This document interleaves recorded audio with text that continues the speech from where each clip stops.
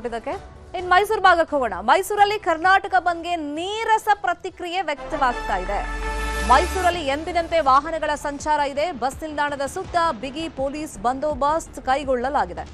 ಇನ್ನು ಮೈಸೂರಿನಲ್ಲಿ ಕನ್ನಡ ಪರ ಹೋರಾಟಗಾರರು ಪ್ರತಿಭಟನೆಯನ್ನು ನಡೆಸ್ತಾ ಇದ್ದಾರೆ. ಕಾವೇರಿ ನೀರು ಬಿಡಬೇಡಿ ಅಂತ ಹೇಳಿ ಘೋಷಣೆಗಳನ್ನ ಕೂಗ್ತಾ ಇದ್ದಾರೆ. ಸಬ್ ಅರ್ಬನ್ ಬಸ್ ನಿಲ್ದಾಣದ ಬಳಿಯಲ್ಲಿ ಪ್ರತಿಭಟನೆ ನಡೆಸಿದ್ರು. ಬಸ್ ತಡೆಯೋದಕ್ಕೆ ಅಂತೇಳಿ ಹೋರಾಟಗಾರರು ಮುಂದಾದ್ರು. ತಕ್ಷಣಕ್ಕೆ ಪ್ರತಿಭಟನಾಕಾರರನ್ನ ಪೊಲೀಸರು ವಶಕ್ಕೆ ಪಡೆದ್ರು.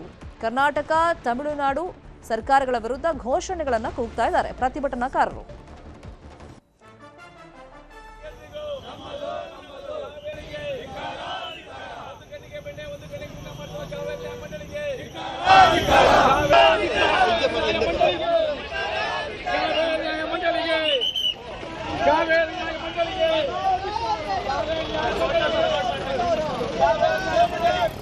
ರಾಜ್ಯಾದ್ಯಂತ ವಾಟಾಳ್ ನಾಗರಾಜ್ ಅವರು ಕರ್ನಾಟಕ ಬಂದ್ಗೆ ಕರೆಯನ್ನು ಕೊಟ್ಟಿದ್ದಾರೆ.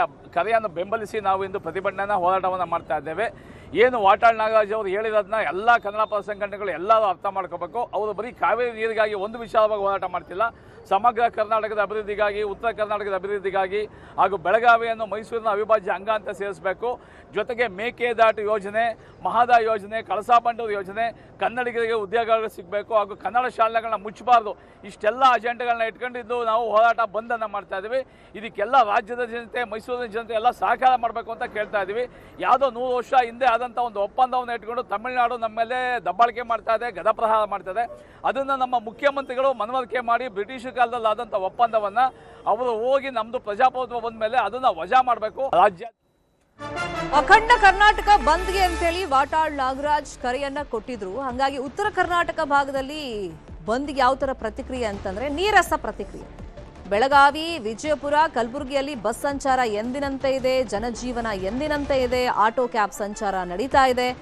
ಕೇವಲ ಪ್ರತಿಭಟನೆಗಷ್ಟೇ ಸೀಮಿತವಾಗಿದೆ ಇವತ್ತಿನ ಬಂದ್. ಬೆಳಗಾವಿ ಬಸ್ ನಿಲ್ದಾಣದಲ್ಲಿ ಪೊಲೀಸ್ ಕಮಿಷನರ್ ರೌಂಡ್ಸ್ ಅನ್ನು ಹಾಕಿದ್ದಾರೆ. ಇನ್ನು ಬೆಳಗಾವಿಯಲ್ಲಿ ಕೆಲವೇ ಹೊತ್ತಲ್ಲಿ ಕರವೆಯಿಂದ ಪ್ರತಿಭಟನೆಗೆ ಪ್ಲಾನ್ ಆಗಿದೆ. ಎಂದಿನಂತೆ ಜನಜೀವನ ಇದೆ.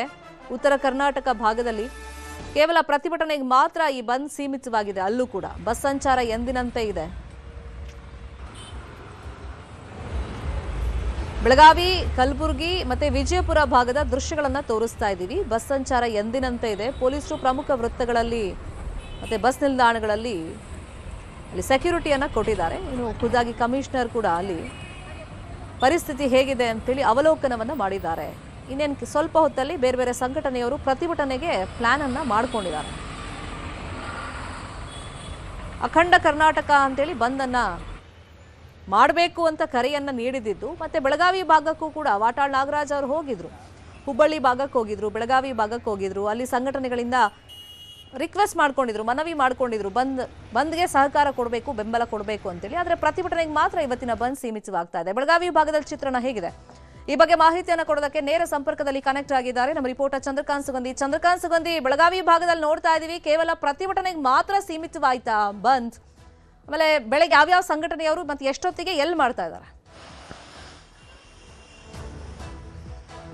ಶರ್ಮಿತಾ ಶೆಟ್ಟಿ, ಇದುವರೆಗೂ ಕೂಡ ಬೆಳಗಾವಿಯಲ್ಲಿ ಒಂದೇ ಒಂದು ಪ್ರತಿಭಟನೆ ಆಗಿಲ್ಲ. ನಾನು ಬೆಳಗಾವಿಯ ಕೇಂದ್ರ ಬಸ್ ನಿಲ್ದಾಣದಲ್ಲಿ ನೋಡಬಹುದು ದೃಶ್ಯಗಳಲ್ಲಿ. ಈಗ ಕೇಂದ್ರ ಬಸ್ ನಿಲ್ದಾಣದ ಬಳಿ ಒಂದು KSRP ತುಕಡಿಯನ್ನ ಭದ್ರತೆಗಾಗಿ ನಿಯೋಜನೆಯನ್ನು ಮಾಡಿರ್ತಕ್ಕಂಥದ್ದು. ಮತ್ತೊಂದು ಕಡೆ ಏನು ನಗರ ಪೊಲೀಸ್ ಆಯುಕ್ತ ಭೂಷಣ್ ಬೋರ್ಸೆ ಸೇರಿದಂತೆ ಏನು DCP ನಾರಾಯಣ ಬರ್ಮನಿ ಸೇರಿ ಹಲವು ಅಧಿಕಾರಿಗಳು ಈಗ ರೌಂಡ್ಸ್ ನಲ್ಲಿದ್ದಾರೆ. ಯಾವುದೇ ರೀತಿ ಒತ್ತಾಯಪೂರ್ವಕವಾಗಿ ಬಂದ್ಗೆ ಅವಕಾಶ ಇಲ್ಲ ಅಂತಕ್ಕಂಥದ್ದು ಪೊಲೀಸರ ಮಾತಾಗಿರ್ತಕ್ಕಂಥದ್ದು. ಬೆಳಗಾವಿಗೆ ವಾಟಾಳ್ ನಾಗರಾಜ್ ಭೇಟಿ ಕೊಟ್ಟ ಸಂದರ್ಭದಲ್ಲಿ ಪ್ರಮುಖವಾಗಿ ಏನು ಅಂತಂದ್ರೆ ಈ ಒಂದು ಬಂದ್ ಸಂದರ್ಭದಲ್ಲಿ ಬೆಳಗಾವಿ ಮಹಾನಗರ ಪಾಲಿಕೆಯಲ್ಲಿ ಕನ್ನಡ ನಿರ್ಣಯ ಪಾಸ್ ಮಾಡಬೇಕು. ಅದರ ಜೊತೆಗೆ ಏನು ಅಂತಂದ್ರೆ ಮಹದಾಯಿ ವಿಚಾರವನ್ನು ಕೂಡ ಏನು ಮುಖ್ಯವಾಗಿ ಒಂದು ಬಂದ್ ವಿಚಾರದಲ್ಲಿ ತೆಗೆದುಕೊಳ್ಬೇಕು ಅಂತಕ್ಕಂಥದ್ದು ಇಲ್ಲಿನ ಹೋರಾಟಗಾರರ ಒಂದು ಬೇಡಿಕೆ ಆಗಿತ್ತು. ಇದಕ್ಕೆ ವಾಟಾಳ್ ನಾಗರಾಜ್ ಬೆಳಗಾವಿಯಲ್ಲಿ ಸ್ಪಂದಿಸಿದ್ರು. ಆದರೆ ಬೆಂಗಳೂರಿನ ನಡೆದಂತಹ ಒಂದು ಬೆಂಗಳೂರಿನಲ್ಲಿ ನಡೆದಂತಹ ಪತ್ರಿಕಾಗೋಷ್ಠಿ ಆಗಿರ್ಬೋದು, ಜೊತೆಗೆ ಏನು ಸಭೆಯಲ್ಲಿ ಕೇವಲ ಕಾವೇರಿ ಅಂತ ಹೇಳಿ ಬಂದ್ಗೆ ಕರೆ ಕೊಟ್ಟದ್ದು ಇದು ಬೆಳಗಾವಿಯ ಕನ್ನಡ ಪರ ಹೋರಾಟಗಾರರ ಒಂದು ಅಸಮಾಧಾನಕ್ಕೆ ಕಾರಣವಾಗಿತ್ತು. ಈ ಕಾರಣಕ್ಕಾಗಿ ಈಗ ಏನು ಅಂತಂದ್ರೆ ಬೆಳಗಾವಿಯಲ್ಲಿ ಕೇವಲ ನೈತಿಕ ಬೆಂಬಲಕ್ಕೆ ಮಾತ್ರ ಪ್ರತಿಭಟನೆ ಸೀಮಿತ ಆಗಿರ್ತಕ್ಕಂಥದ್ದು. ಇದುವರೆಗೂ ಕೂಡ ಒಂದೇ ಒಂದು ಸಂಘಟನೆ